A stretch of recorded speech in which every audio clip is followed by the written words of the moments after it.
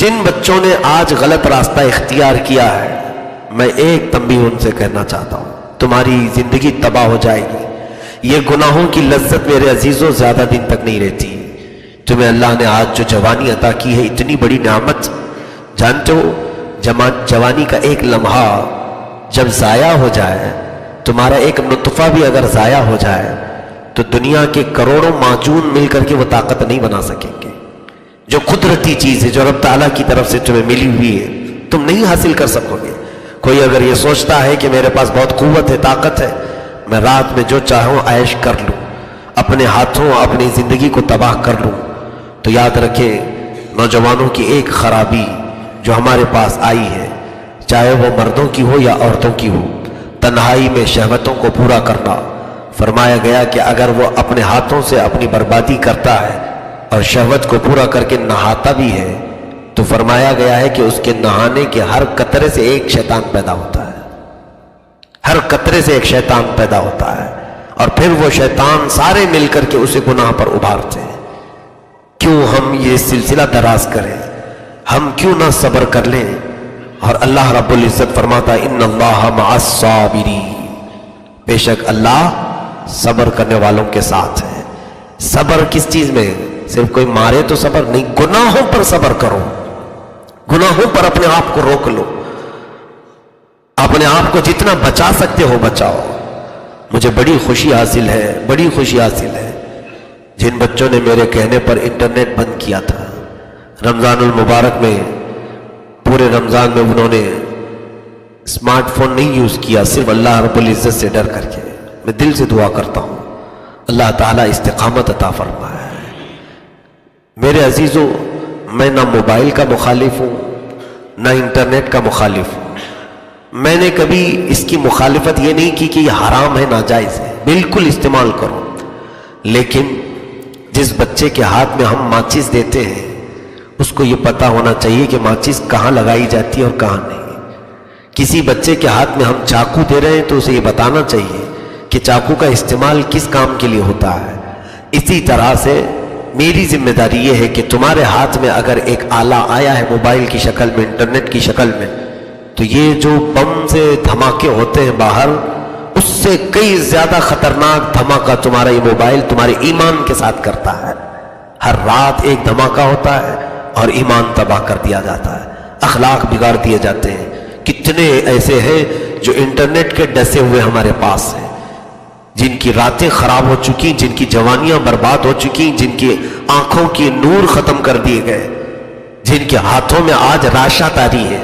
ایک بچی ایسی کہ اس کے ہاتھ کانپتے ہی رہتے ہیں۔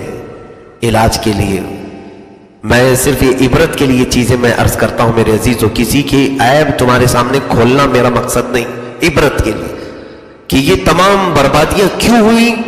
انہوں نے ایک ہی ریزن بتایا کہ ہم نے جو ہے اپنے ہاتھوں سے یہ گندی چیزیں دیکھنا شروع کیا تھا۔ آج ابلیس لعین پھر سے تمہارے ارد گرد منڈلا رہا ہے۔ یہ فلم انڈسٹری پوری کی پوری ابلیس کے پجاریوں کی ہے، یہ شیطان کے پجاریوں کی ہے، یہ عبدۃ الشیاطین ہیں جو بناتے ہیں۔ یہ ہر وہ پارٹ مردوں کو دکھانا چاہیں گے عورت کا جس سے ان کی خواہشات انگڑائیاں لے بھڑکے۔ نہیں، یہ ان کو ایسی فلموں سے کوئی مطلب نہیں جس میں پورا مکمل سادگی کے ساتھ ہے، فلاپ ہے یہ چیز۔ ہاں، جس میں جتنے نمائش ہوگی اتنا زیادہ وہ ٹاپ ہے کہ اس کو دیکھنے کے لیے بھیڑیے کی طرح لوگ امڑ پڑتے ہیں۔ میں تو یہ سمجھتا ہوں کہ جو اس طرح سے ننگا جسم دیکھنے کی خواہش کرتے ہوئے امڑ جاتے ہیں، وہ لوگ کتوں سے بھی بدتر ہیں، کتوں سے زیادہ ذلیل ہے۔ کہ کتوں کے اندر جب شہوت آتی ہے تو وہ اسی طرح اپنی مادہ کے پیچھے بھاگتا ہے۔ جانوروں کی صفات تمہارے اندر، اللہ نے جو اخلاق انسانیت کے عطا کی ہے، اپنی آنکھوں کی حفاظت کرو، شرم و حیا کو اپناؤ۔ میں نے جو سخت جملہ کہا ہے وہ ہر ایک کے لیے ہے، میں کسی ایک کے لیے نہیں، ہر ایک کے لیے۔ جو غلاظتیں دیکھنے کے لیے بھاگتا ہے وہ کتا نہیں ہے تو اور کیا ہے؟ جس کو بے حیائی اچھی لگتی ہے، یا تو پھر وہ مکھی ہے جو غلاظت پر بیٹھتی ہے، اچھائیوں پر نہیں بیٹھتی، یا تو پھر وہ کتا ہے جو مری ہوئی چیزوں کو کھانے کو پسند کرتا ہے۔ اور میرے آقا صلی اللہ علیہ وسلم نے سچ فرمایا، الدنیا جیفۃ وطالبها الکلاب، یہ دنیا مردہ گوشت کی طرح ہے اور اس کا طلب کرنے والا کتے کی طرح ہے۔ مجھ سے یہ جملہ سخت لگا نا، میں نے کتا کہا، میرے آقا نے سب سے پہلے بیان فرمایا، میں یہ رسول کریم صلی اللہ علیہ وسلم کی زبان بتا رہا ہوں، اللہ کے حبیب صلی اللہ علیہ وسلم نے دنیا کے طالب کو کتا کہا ہے، کتے کی طرح ہے۔ ہوتا یہی ہے کہ وہ مردہ کو کھانے کے لیے کتا کس طرح سے بھیڑ جاتا ہے، وہ کسی دوسرے کتے کو اس میں برداشت بھی نہیں کرتا، نہ پورا کھا پاتا ہے۔ اسی طرح سے آج یہ بے حیائی کو طلب کرنے والے کتنوں کی زندگیاں تباہ ہو رہی ہیں، برباد ہو رہی ہیں۔ ہر نوجوان کے ساتھ ڈسکشن میں جو اہم ٹاپک ہے وہ کیا ہے؟ عورت کا ٹاپک۔ وہ یہ سمجھتا ہے کل ملا کر کی زندگی یہی ہے اور کچھ نہیں۔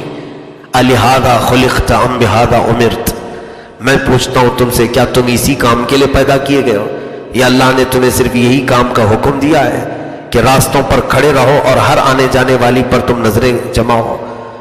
کیا تمہیں اللہ تعالیٰ نے اسی کام کے لیے پیدا کیا ہے کہ عورتوں کو بے آبرو ہوتے ہوئے دیکھ کر تم مسکراؤ؟ کیا تمہیں رب تعالیٰ نے آنکھیں اسی لیے دی ہیں کہ عورتوں کی بے حیائی کو تم دیکھ کر مزے لو؟ کیا رب ذوالجلال نے تمہیں یہ تمام قوت اور جوانی صرف اس لیے دی ہے کہ اس کے زمین پر رہتے ہوئے، اس کی کائنات میں رہتے ہوئے سینہ تان کر کے مولا کے خلاف تم بغاوت کرتے ہوئے گناہ کرو؟ کس کی یہ جرات ہے؟ رب تعالیٰ کو تم سینہ دکھاتے ہو، منہ دکھاتے ہو کہ دیکھ مولا تیری دی ہوئی آنکھیں ہیں اور میں کہاں استعمال کر رہا ہوں۔ یاد رکھنا جس دن مولا رب العزت جلال میں آئے پھر تمہاری آنکھیں کیا؟ قرآن پاک میں ہے قل ارأیتم ان اصبح ماؤکم غورا فمن یأتیکم بماء معین، سورہ ملک کی آخری آیت، سورہ ملک کی آخری آیت۔ ایک بزرگ نے اس کو بیان کیا کہ کون ہے اگر زمین کے پانی سوکھ جائے تو کون دوبارہ اس پانی کو لائے گا؟ قرآن کی آیت ہے، زمین کے اندر کا پانی اگر سکھا دیا جائے تو کون یہ پانی لائے گا؟ تو ایک لبرل آدمی تھا، ماڈرن آدمی، وہ آیا اس بزرگ کے پاس، کہا کہ یہ کون سی نہیں، کوئی بڑی بات تھوڑی ہے، ہمارے پاس مشینیں ہیں، پتھر پھوڑ کر کے بھی اندر سے ہم پانی نکال لیں گے، اور 400 فٹ نہیں 500 فٹ بھی ہم اندر ڈال کر کے پانی نکال لیں گے، پانی آ جائے گا۔ یہ کون سے تعجب کی بات ہے جو قرآن کہہ رہا ہے کہ پانی سوکھ گیا تو نہیں آئے گا؟ بتاؤ کون سی زمین سے نکالنا ہے، بتاؤ کون سی زمین سے نکالنا ہے؟ تو انہوں نے کہا اپنی دونوں انگلیاں اس کی آنکھ میں ڈال دی، اس کی آنکھ میں ڈالی تو اس کی آنکھ درد اور بے قراری شروع ہو گئی، ایسے کہ اس کی آنکھوں میں اب کچھ بھی نظر نہیں آتا تھا، صرف انہوں نے آنکھ اس پر اپنی 2 انگلیاں لگائی۔ وہ چیختے چلاتے باہر ادھر ادھر اچھل کود کر رہا تھا۔ پھر وہ بزرگ کے پاس آیا، کہا کیا ہو گیا، کیا ہو گیا میری آنکھوں کو کہ آپ نے صرف 2 انگلیاں دکھائی؟ کہا تیری آنکھوں کا پانی سوکھ گیا، تیری آنکھوں کا پانی سوکھ گیا۔ کہا کیا کرنا ہے؟ کہا زمین کا پانی بعد میں لانا، پہلے اپنی آنکھوں کا پانی لا۔ تو کہہ رہا ہے کہ زمین کا پانی اگر سوکھ گیا تو لانے میں کون سی دقت ہے، میں مشینوں سے لاؤں گا۔ کہا جا تیری آنکھوں کا پانی سوکھ گیا ہے، پہلے تیری آنکھوں کا پانی لا کر کے دکھا تاکہ تجھے روشنی آ جائے، پھر زمین کے پانی کی بات کرتے ہیں۔ میرے عزیزو، رب تبارک و تعالیٰ جب چاہے کسی بھی ذریعے سے تمہاری آنکھوں کو سکھا دے، ختم کر دے، زندگی بھر کے لیے ہم معذور ہو جائیں۔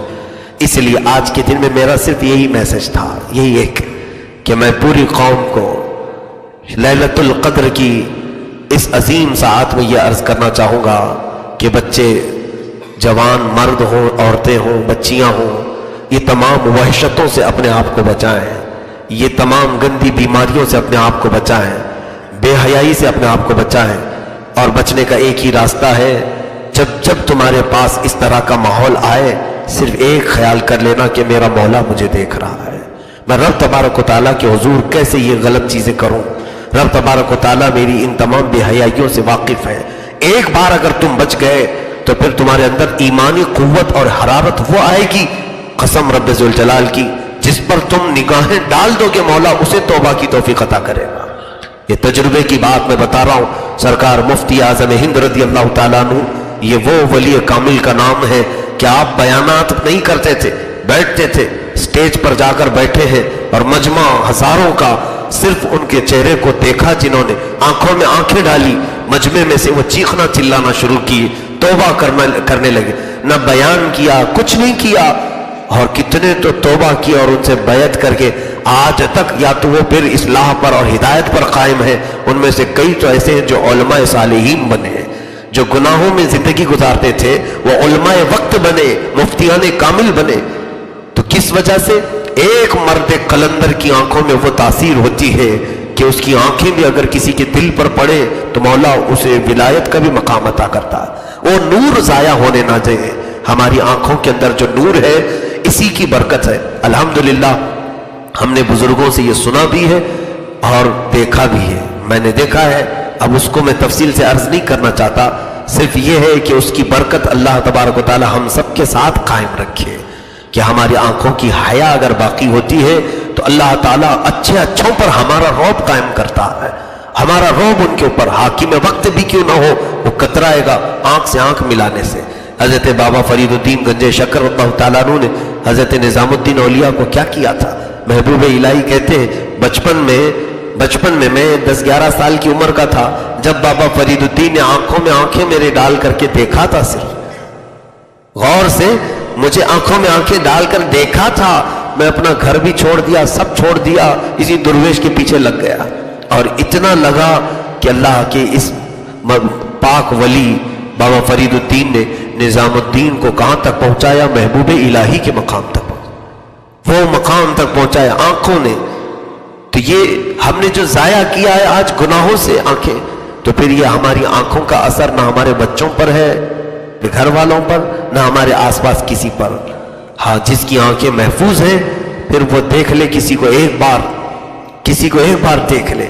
سرکار غوث اعظم رضی اللہ تعالیٰ عنہ بیان کر رہے ہیں مجمع میں ایک چیل اوپر چیں چیں چیں چیں کر رہی تھی اور لوگ دیکھنے لگے ادھر چیل کی طرف. ہوتا ہے نا کچھ بھی ادھر ادھر ہو جائے تو لوگ پہلے ادھر دیکھنے لگتے ہیں کیا ہے کیا ہے کیا ہے. کچھ بھی اگر ادھر سے کوئی آیا ادھر سے کوئی آیا سب ادھر دیکھتے ہیں. محفل کی بے ادبی ہے. غوث پاک رضی اللہ تعالیٰ عنہ کی مجلس میں ایسا ہو رہا تھا. غوث پاک نے آنکھ اٹھا کر اس چیل کو دیکھا، اس کی منڈی ادھر گری، دھڑ ادھر گر گیا. سب ڈر گئے، اب کون دیکھے گا. چیل مر کر کے گر گئی، اس کا منہ کسی اور طرف پڑا ہے، دھڑ کسی اور طرف پڑا ہے اور چیل تڑپتی رہ گئی. اب بیان چل رہا تھا غوث پاک کا، صرف دیکھا ہی تھا آپ نے.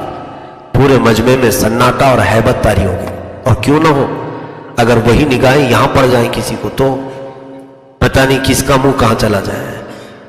محفل جب ختم ہوئی تو چل کر کے غوث پاک پھر اس چیل کے پاس آئے، جسم بھی اٹھایا، منہ بھی اٹھایا، دونوں کو جوڑا، کہا اللہ کے حکم سے اڑ جا.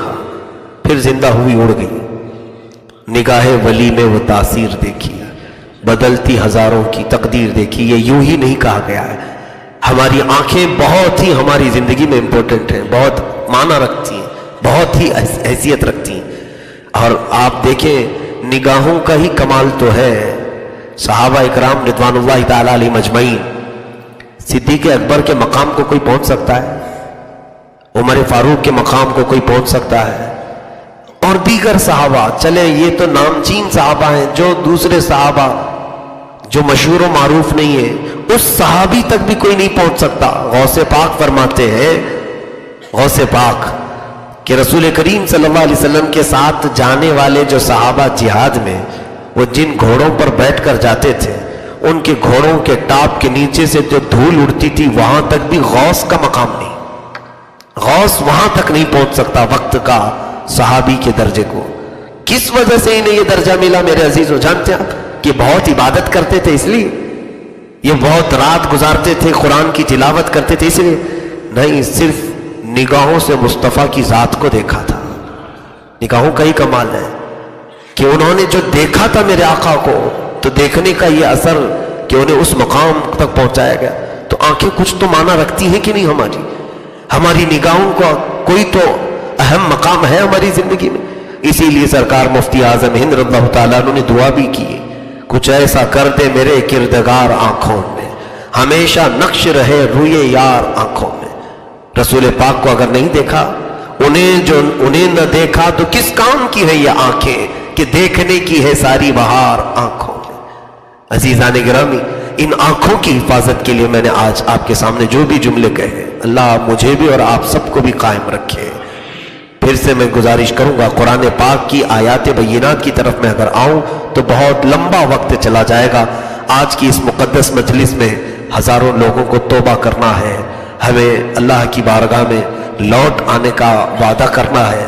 ہم نے رب ذوالجلال اپنی نگاہوں سے جو تیر چلائے ہیں گناہوں کے، وہ مولا اگر آج چاہے تو ہمیں معاف کر سکتا ہے، وہ معاف کرے گا، کیونکہ لیلۃ القدر میں بے حساب لوگوں کی بخشش کا اعلان ہوتا ہے۔ بے حساب لوگ آج جہنم سے آزاد ہوتے ہیں، ان لوگوں میں کاش ہمارا نام آ جائے۔ کیا سچے دل سے یہاں مسجد میں آپ نہیں آئے کہ مجھے اللہ کو راضی کرنا ہے؟ نہیں تو آپ بھی آج مارکیٹ میں گھوم رہے ہوتے، بازار کی زینت بنے ہوتے، شاپنگ میں آپ دلچسپی لے رہے ہوتے، وہ ساری چیزیں چھوڑ کر رات کا اتنا پہر گزر جانے کے بعد آپ یہاں پر بیٹھے صرف ایک آس اور ایک امید لے کر کہ آج میں اپنے رب کو منا کر کے جاؤں گا،